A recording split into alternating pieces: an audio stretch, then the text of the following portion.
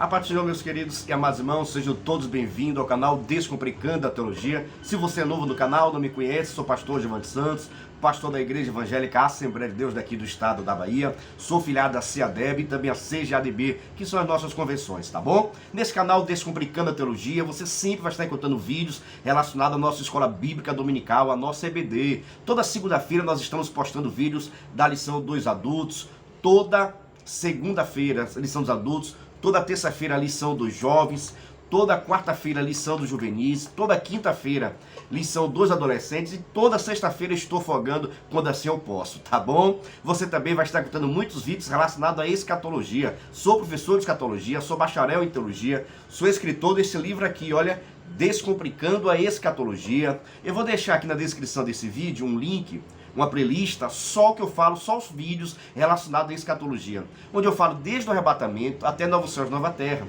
E vou deixar aqui também todas as playlists dos vídeos da nossa EBD, tá bom? Desse trimestre. E aí você pode ficar à vontade para compartilhar, para mencionar, fica à vontade. E para você que já é inscrito, quero lhe agradecer por todos os comentários, por ter sido inscrito no nosso canal, por estar deixando nosso like, tá bom? E vocês estão observando aqui, observaram alguma coisa diferente? Olha, finalmente saiu, ó. Olha que já está conosco, o pessoal perguntando, cadê? Tem que ter aquela caneca famosa, e já vou aqui tomando. Olha que coisa mais linda. YouTube, Descomplicando a Teologia. E do outro lado,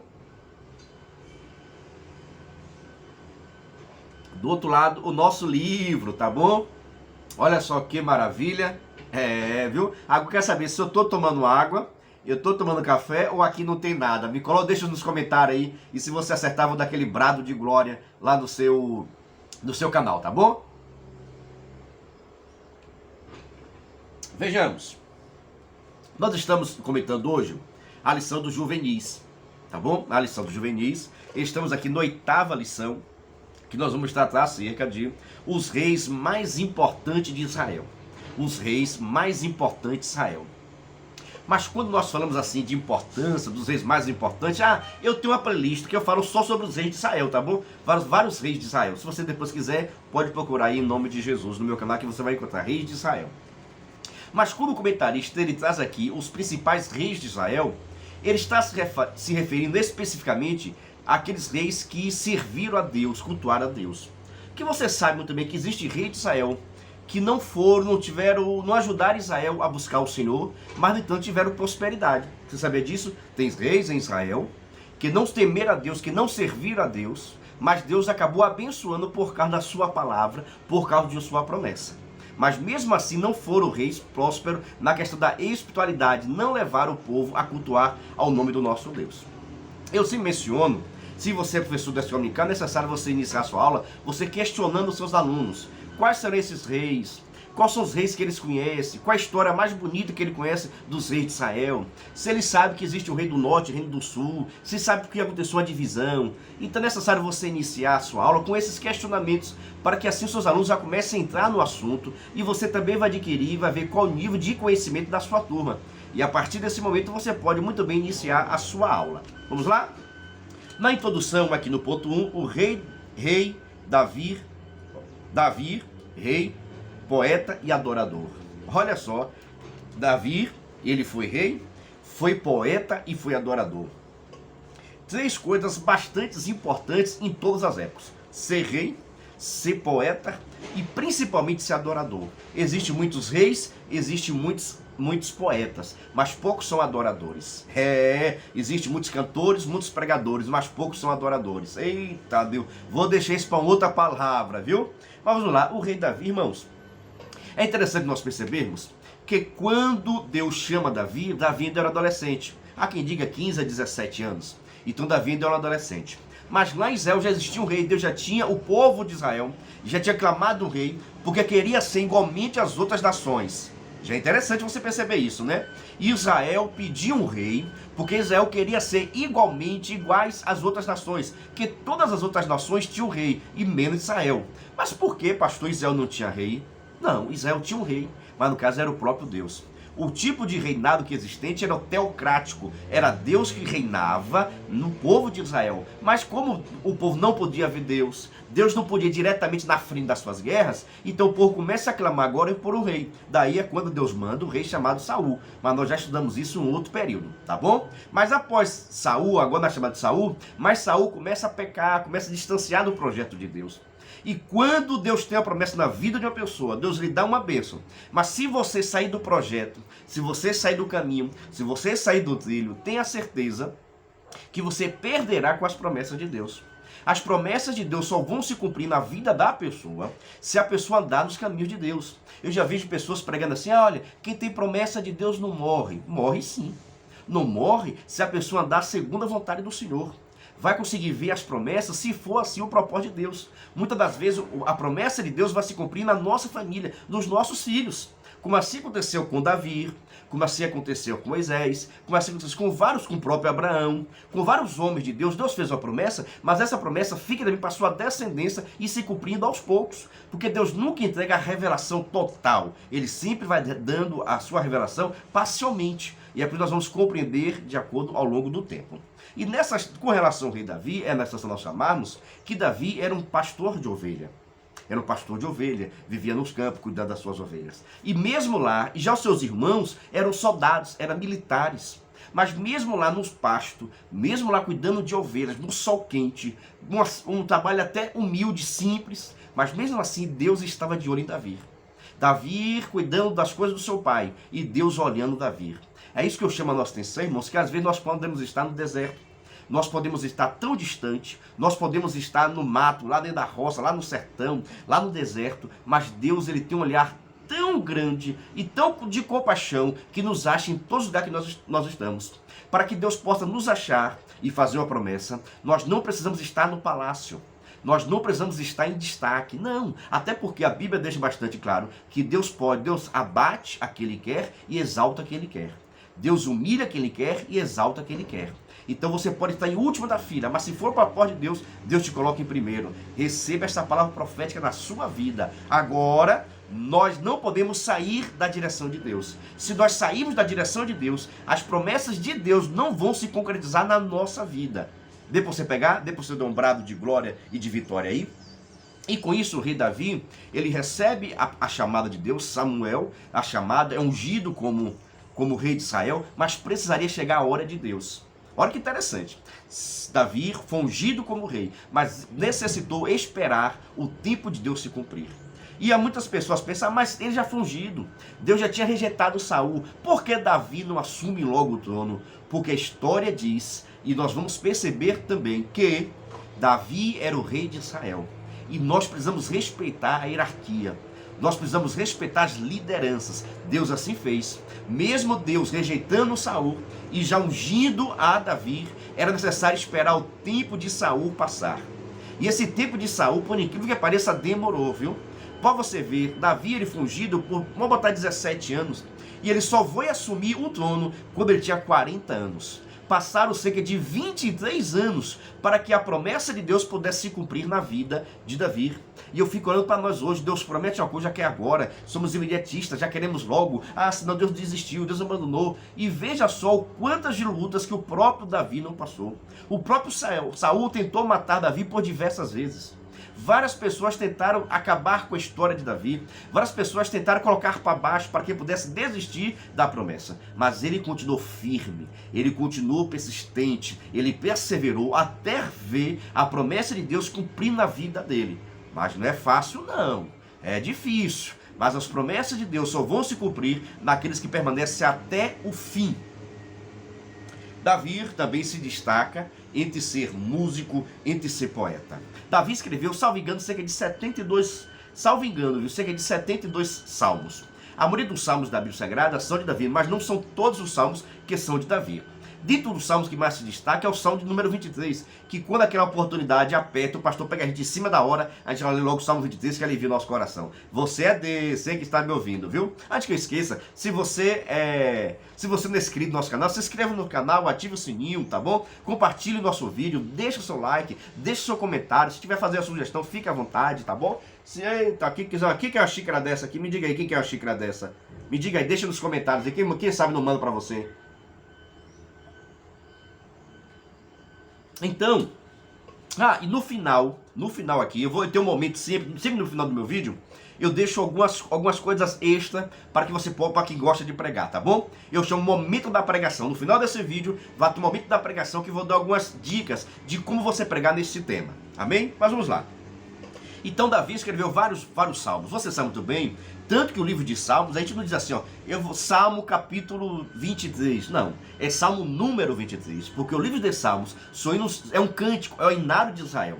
Assim como nós temos a nossa harpa cristã, Israel tem seu inário, que no caso é o livro dos Salmos. Então salmos são os louvores, são hinos. Por isso que quando nós temos oportunidade, você já observou o pastor, o pregador diz assim, né? Abra sua Bíblia no número 23, e não no capítulo 23. Porque já que o livro de Salmos é o inário, é chamado de número, e não livro especificamente. Tá bom? Se fosse um livro, seria chamado de capítulo. Mas como é o inário, é chamado de número. E aí e os versículos? Nós podemos falar versículos ou nós podemos chamar de verso. Fique à vontade. Mas o termo mais equivalente seria chamar de verso. Vamos abrir a Bíblia no Salmo de número 23, verso 1. Seria a forma correta de você assim estar mencionando, tá bom? Olha, descomplicando a teologia também é cultura, viu? Vamos lá. Davi adorador. É interessante você perceber, irmãos, que o próprio Deus chega a testificar de Davi que Davi era um homem segundo o seu coração. Isso não é pouco não, o único que a Bíblia diz isso é ele. A Bíblia chega até a dizer que Abraão era amigo de Deus, mas o único que era homem segundo o coração de Deus era Davi. Porque, irmãos, não é que Davi não tinha pecado, não é que Davi não tinha falhas, não era que Davi não era imperfeito, não, Davi era pecador, Davi era imperfeito, Davi tinha falhas, Davi pela família, meu Deus do céu, só o sangue de Jesus, um péssimo exemplo para a família, mas no entanto, uma coisa que se destacava na vida de Saul, da vida de Davi, era a adoração a Deus e a sua humilhação ao Senhor. Davi era aquele homem, aquele cristão, irmãos, que quando ele pecava, ele não escondia. Davi era tipo aquele homem que quando ele pecava, ele não botava a culpa no outro. Ele assumia, Deus, eu errei, eu pequei, não afaste de mim teu espírito. Então a oração de Davi quando pecava era reconhecer o seu estado de pecador. E hoje quantas pessoas, pelo amor de Deus, pecam e fingem que estão pecando. Pecam e fingem botando a culpa no outro. Pecam e fica fugindo, pecam e não tem coragem de confessar os seus pecados. Já Davi não, Davi quando pecava, ele assumia os seus erros, assumia as consequências que estavam por causa dos seus pecados. Então isso se destaca muito. Davi também vai ter destaque porque ele queria que a arca de Deus voltasse para Jerusalém. Porque ele sabia que a arca de Deus representaria a presença de Deus. E não adianta nós cantarmos bonito, pregarmos bonito, temos um reino próspero, temos dinheiro, temos riqueza. Não adianta nada se nós não tivermos a presença de Deus. Então o grande segredo de Davi foi exatamente isso. Davi queria a arca, porque a arca representava a presença de Deus. E não adianta ter nada nesta vida, não adianta ter nada se nós não estivermos com a presença do Senhor. É como diz um hino que está bastante famoso, né? Se Deus puxar a tomada, a gente não canta, a gente não prega, a gente não faz mais nada. E isso é uma verdade. Então Davi, sabendo disso, que se Deus puxar a tomada, ele não canta, não prega, não faz mais nada. Então Davi era um servo devoto ao Senhor, se arrependia, confessava seus pecados, se humilhava diante de Deus para que Deus pudesse assim perdoar e ele pudesse continuar entrando na presença de Deus. Por isso que Davi, ele é chamado como verdadeiro adorador, mesmo com a sua própria esposa, Mical, né? A sua própria esposa criticando, falando mal, mas ele não parava. Ele continuava adorando daquilo com todas as suas forças, com todas as suas capacidades. E muitas pessoas, irmãos, param de adorar a Deus por causa de crítica. Muitas pessoas param de adorar a Deus por causa das opiniões das outras pessoas. Muitas pessoas param de adorar a Deus, irmãos, por causa dos críticos, por causa dos fariseus que ficam falando mal, por causa das pessoas que não querem ver que haja crescimento na minha e na sua vida. Mas Davi, ele não parava diante das críticas. Davi continuava meditando e buscando a face de Deus, porque ele sabia que ele era servo e estava adorando aquele que podia fazer todas as coisas. Então, nós podemos ver que em várias situações o próprio Davi, ele foi chamado pelo rei Saul para que ele pudesse tocar, e quando Davi tocava, o espírito do mal que estava sobre a vida de Saul ia embora. Olha só que autoridade. Por isso, irmãos, que o louvor é muito importante. Deixa eu abrir agora um parênteses. Valorize os louvores, valorize os cantores da sua igreja, valorize os tocadores da sua igreja. São fundamentais. Você vê que o próprio louvor que Davi produzia, os espíritos do mal saíam da vida de Saul. Mesmo Saul às vezes não reconhecendo, mas Davi continuava fazendo a vontade de Deus. Deu pra você entender, irmãos? Independente das pessoas gostam da gente, que não gostam da gente, mas não deixe de fazer a obra do Senhor por causa de ninguém. E não deixe de fazer aquilo que é certo. E o que é certo? Servir e adorar o Senhor todos os momentos da nossa vida. Então o rei Davi, ele foi o segundo monarca de Israel. Olha só, Davi não só foi apenas rei de Israel. Davi é o monarca. Por que o monarca? Porque Davi foi um dos 3 que reinou em Israel totalmente. Saul, primeiro rei, demorou 40 anos. Davi, segundo rei, demorou 40 anos. Salomão, terceiro rei, governou também por 40 anos. Então foram 120 anos de monarquia. O único rei governou as 12 tribos de Israel. Amém? E depois nós vamos estar vendo uma divisão que houve logo após a morte de Salomão, que é filho do nosso rei Davi. Então Davi, adorador, poeta, adorador do Senhor, não se questionava, adorava Deus em todos os momentos da sua vida. Davi se destaca muito por ser um verdadeiro nato, que adorava a Deus em todas as circunstâncias. Mas Davi, ele teve um filho. É o que nós estamos aqui no ponto 2.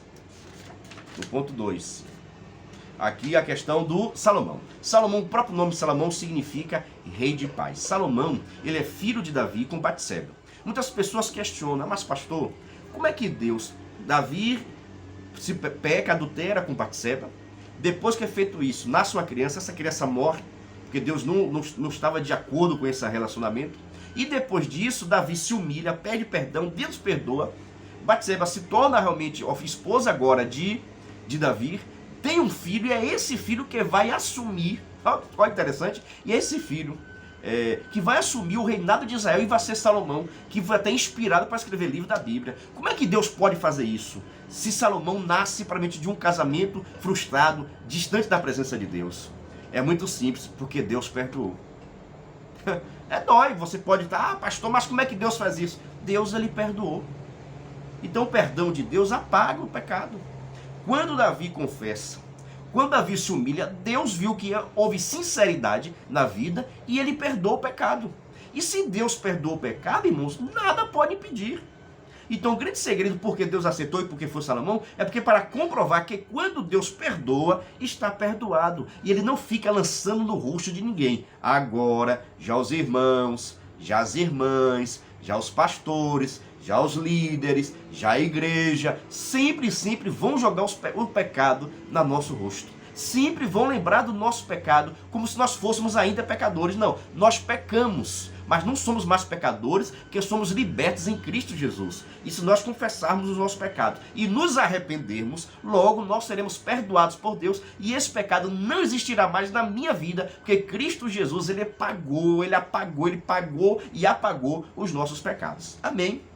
E com isso Salomão começa a reinar. Salomão, irmãos, foi um dos homens mais inteligentes daqui da face da terra. Salomão teve uma sabedoria ímpar. Só que essa sabedoria também, ele acabou no final da sua vida, no meio da sua vida, quando estava no seu grande poder, começou a se envaidecer. E a Bíblia vai nos dizer que Salomão agora começou a casar com várias pessoas estranhas, com mulheres estranhas, princesas estranhas, que não eram de Israel, para fazer até aliança, até porque o reinado de Salomão foi reinado de muito paz, praticamente não houve guerra em Israel. Para ele não houve guerra em Israel. Davi foi um homem de guerra, de batalha, toda batalha Davi estava. E quando Davi não foi para a batalha, foi quando ele pecou. Quando Davi não foi para... E até a guerra, Davi não foi para a guerra, ficou em casa. Foi quando ele foi olhar o terraço, acabou vindo Batseba e acabou pecando. É perigoso quando nós não vamos para a guerra, viu, meu irmão? Mas vamos retornar para o texto aqui de Salomão aqui ainda, viu? Então, Salomão, o reino foi de muita paz. E para continuar nessa paz, Salomão agora ele pega e casa com várias princesas estranhas, para que pudesse haver paz entre Israel e esses povos. Só que essas mulheres trouxeram para dentro de Israel a cultura pagã, os seus deuses. Já que não serviu a Deus, ele acabava trazendo todos os seus deuses para dentro de Israel, para dentro de Jerusalém, para a comunidade de Jerusalém. E começou agora a haver várias misturas. O povo agora de Israel só não estava mais adorando a Deus, estava adorando também ao Deus das princesas, das rainhas de Israel. E começou a influenciar a nação de Israel e influenciar também o coração de Salomão. Que Salomão agora começou a se envaidecer, começou também a adorar a esses deuses. E tem uma coisa que Deus não aceita, a adoração, a sua glória dá outro. Então Deus agora começa a permitir as dificuldades para o reinado de Salomão. Tanto que Salomão só não perdeu o reinado porque era filho de Davi. E Deus tinha feito a promessa a Davi. Mas ele disse que por causa dos pecados de Salomão, o seu reino seria dividido. Olha, ele governando as 12 tribos de Israel, que o seu reinado seria dividido. E só não dividiu no tempo de Salomão, por amor que Deus tinha para com Davi. É bom ser fiel, viu, irmãos? A nossa fidelidade abençoa até os nossos parentes que estão próximos e os que estão longe. A nossa adoração ao Senhor beneficia os nossos familiares. Ô, glória! Se inscreva no canal. Não esqueça não, gente. Se inscreva nesse canal. Aperte se inscreva aí. Dá o seu like, dê seu comentário. É muito importante. Por que, pastor, é importante fazer isso? Porque assim você vai estar me ajudando a evangelizar outras pessoas. Quanto mais você faz isso, mais o YouTube divulga o canal. E essa palavra vai chegando a novas pessoas, novos professores que estão precisando de conteúdos dessa forma, tá bom? O rei Salomão. Quando você pensa em Salomão, Salomão se destaca bastante também porque ele ter sido o rei que construiu o templo. Tanto que é chamado do Templo de Salomão. Mesmo que o desejo do coração nasceu em Davi, mesmo que Davi já tinha conseguido todos os materiais necessários para construir, e quando Davi tentou construir, Deus obradou, não. O profeta Davi perguntou ao profeta, é para mim construir o templo? O cara disse, pode construir o templo, que Deus está nesse negócio. Quando o profeta estava saindo, Deus falou, volta de novo, de que ele não vai construir não, porque o seu reinado é de sangue. Aí o profeta retornou e disse, olha, vou mentir não, viu? Deus disse que não é para tu construir não, mas o outro vai vir depois de ti, ele vai construir. Então quem constrói o templo é Salomão. E demorou cerca de 7 anos para construir o templo, chamado Templo de Salomão, que era algo magnífico da parte do Senhor. Toda obra magnífica, magnífica, magnífica mesmo. Eu tenho até um vídeo que eu falo mais sobre o templo com relação a Salomão. Eu tenho um vídeo que eu falo só sobre Salomão, tá bom? Se você quiser assistir depois, compartilhe lá, veja lá no meu canal. Vejamos, o rei edificou o templo. Um escritor que Salomão escreveu o livro de Provérbios, o livro de Eclesiastes, o livro de Cantares de Salomão. Muitas pessoas chegam a questionar se o livro de Cantares de Salomão é um livro inspirado por Deus. Não, claro que sim, irmãos. Todos os livros, todos os 66 livros que estão na Bíblia Sagrada foram inspirados por Deus. O livro de Cantares de Salomão demonstra o amor de um esposo para com a esposa, de um homem para com a mulher. E é esse mesmo relacionamento de um homem para com a mulher que é Deus tratando também com a sua igreja. Todo aquele onde tem Salomão, o homem, como se fosse Jesus. E onde tem a Sunamite, como se fosse a igreja. É o grande amor de Deus para com a sua igreja. É o grande amor de Deus para com o seu povo. É só você olhar desta forma. Tanto que foi escrito na forma de poesia. Então nós devemos perceber essa diferença. Mas há totalmente a inspiração divina do livro sagrado. Muitas pessoas chegam até a questionar, pastor, por tudo isso que aconteceu na vida de Salomão, Salomão nasceu, morreu, salvo ou não? A maioria dos teólogos acredita que sim. Salomão inicia a sua vida em busca de Deus, Deus lhe dá a palavra da sabedoria. Com o final do que ele começa a crescer, evoluir, começa a se desenvolver, o seu coração se envaidece e acaba casando com muitas mulheres, acaba se desviando da presença de Deus. Mas no final da sua vida ele vai escrever o livro de Eclesiastes. É como se mostra mesmo que tudo que ele percebeu nessa vida é vaidade. E vaidade por vaidade. Ele começa a entender que toda a glória que ele viveu é pura vaidade. Que o que serve, o que é importante e o que fica é nós temermos ao Senhor e guardar os seus mandamentos. Então nós acreditamos que Salomão ele morreu salvo em Deus. Amém? Mas após sua morte, vai assumir o trono o seu filho Roboão. E Roboão, irmãos, aprendeu errado. Quem aprende errado só faz coisa errada, realmente. As pessoas, logo quando o Roboão assina, eu tenho um vídeo que eu falo sobre o Roboão, tá bom? Tem vários vídeos, gente. Veja nas minhas playlists lá, tanto vídeo, tudo separadinho, vai facilitar a sua vida. Então Roboão assume o trono, as pessoas vão até ele, teu pai perseguiu muita gente, estava sendo muito cruel, que para sustentar tantas mulheres que ele tinha, Salomão começou a cobrar muitos impostos, palácios para todo mundo, servos para todo mundo, então começou a cobrar muitos impostos. E o povo até ele para Roboão pudesse diminuir esses impostos. Mas Roboão disse, olha, eu vou fazer pior do que meu pai. Roboão pediu conselho aos seus amigos mais novos, e disse, olha, persegue mais o povo. E o povo, velho, dá alívio ao povo. Então Roboão acabou fazendo a vontade dos seus amigos. E por causa disso, Roboão agora acaba pressionando mais um povo. O povo se revolta e agora divide o reino. Fica 10 tribos para um, no caso Jeroboão, e 2 tribos agora com Roboão, filho de Salomão. E Roboão só não perdeu tudo por causa da promessa de Deus na vida de Davi. Olha de novo, Roboão só não perdeu tudo por causa da promessa de Deus na vida de Davi. Olha as promessas de Deus fazendo efeito nos nossos familiares. E com isso acaba ficando o reino do norte, que foram com as 10 tribos de Israel, ficou todos ali com Jeroboão, é onde vai ficar com o Monte Gerizim e como vai ficar como a capital Samaria. tá bom? No reino do sul, o reino de Judá, ficou primeiramente a capital, e o templo de Salomão ficou para Roboão, que ficava em Jerusalém, juntamente com a tribo de Benjamim e a tribo também de Judá. Ficou para Roboão, descendente de Davi e posteriormente também descendente de Jesus Cristo de Nazaré. E assim terminou um pouquinho da nossa história concernente aos reis de Israel, os principais reis de Israel. Mas deixa eu falar um pouquinho a questão, chegou agora o momento da mensagem do pregador. Eu vou deixar algo aqui para você pensar quanto é importante, tá bom? Mensagem para a questão do pregador. A grande conquista, para você pregar, viu? A grande vitória, a grande conquista, o grande marco na vida do rei Davi não foi ele ter matado o gigante, não foi. Não foi ele ter matado um urso, matado um leão, não foi. Não foi ele ter vencido grandes inimigos. A grande marca na vida do rei Davi foi ele não ter matado Saul. Por quê? Porque Saul foi ungido de Deus.